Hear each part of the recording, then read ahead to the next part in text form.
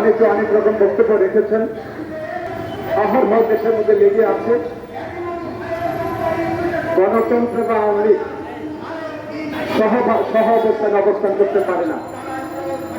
যেখানে গণতন্ত্র থাকে সেখানে আওয়ামী লীগ থাকে না। যেমনটা দেখেন যে স্বাধীনতা যুদ্ধের পরে শহীদ রাষ্ট্রপতি জিয়াউর রহমানের নেতৃত্বে দেশের স্বাধীনতার যুদ্ধ ঘোষণা হয়েছিল। তার নেতৃত্বে দেশ স্বাধীন হল। ৩০ লক্ষ নরনারীর রক্ত দিলেন। মজিদ ছিলেন সেখানে অনুপস্থিত। তারপরে মজিদের নেতৃত্বে 1972 সালে রাষ্ট্র পরিচালনার মজিদ দায়িত্ব নিলেন। স্বাধীনতা যুদ্ধের মূল বিষয় ছিল গণতন্ত্র। স্বাধীনতা যুদ্ধের মূল বিষয় ছিল পৃথিবীর মানচিত্রে বাংলাদেশ একটি সুখী সমৃদ্ধশালী গণতান্ত্রিক রাষ্ট্র ব্যবস্থা প্রতিষ্ঠিত হবে। 18 সালের মধ্যরাতে গঠন করে ভোট ব্যবস্থা শেষ করেছিলেন। আধ্যাত্মিক নির্বাচন ব্যবস্থাকে ধ্বংস করে শেখ হাসিনা, সেই শেখ হাসিনাকে ভারতের নতুন সরকার ভারতের বিরুদ্ধে কথা বলতে গেলে আমরা কিন্তু ভারতের সরকারের বিরুদ্ধে ন্যায়সঙ্গত কথা বলে সেখানে আওয়ামী লীগ ভারতের পক্ষে কথা বলেন। আজকে যে চুক্তি করা হয়েছে শেখ মুজিবুর রহমান চুক্তি করেছিলেন, সেই আদালত আজকে শেখ হাসিনা আরেকটি চুক্তি করেছেন। আমাদের নতুন বক্তব্যে ভারতের কেন্দ্রে আমরা বলতে চাই, এক দেশ থেকে আরেক দেশে যাদের ব্যবস্থা থাকবে সেখানে নিরাপত্তার প্রশ্ন আছে। কি চুক্তি করেছেন আপনি? বিমানের সাথে চুক্তি বাংলাদেশে 30 লক্ষ রক্ত দিয়েছে।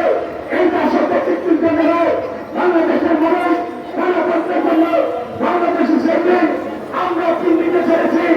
আমরা দিল্লির নিরাপত্তার জন্য নয়। আজকে দিল্লির হাত থেকে দেশকে বাঁচাতে হবে, ভারতের হাত থেকে দেশকে বাঁচাতে হবে, সার্বভৌমত্বকে আজকে আমাদেরকে রক্ষা করতে হবে। আজকে দেশকে দেশের এই নতুন সরকার শেখ হাসিনা একটার পর একটা দেশের দিকে কাজযুক্ত হয়েছেন।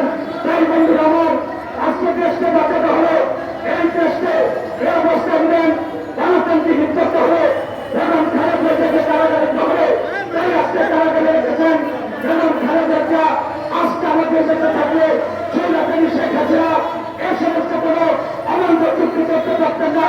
যেমন খালেদা ঘোষণা দিয়েছেন যে আমি যখন খালেদা আজকে রাস্তায় নেমেছে সেই রাখানের সাথে বিরোধে যে আমি গণতন্ত্রের প্রতিষ্ঠা না হতে পর্যন্ত আমি এই সংগঠনের সাথে কোন রকম আবশ্যকতা না দিয়ে গণতন্ত্রের প্রতিষ্ঠা করবো।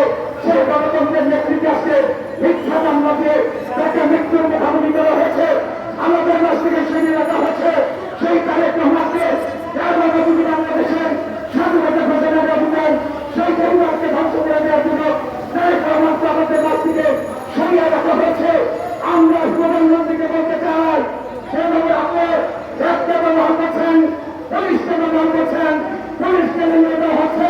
যত সুন্দর দেওয়া হোক বাংলাদেশ দেওয়া করে তাদের লক্ষ্য সামনে অর্জন করেছে।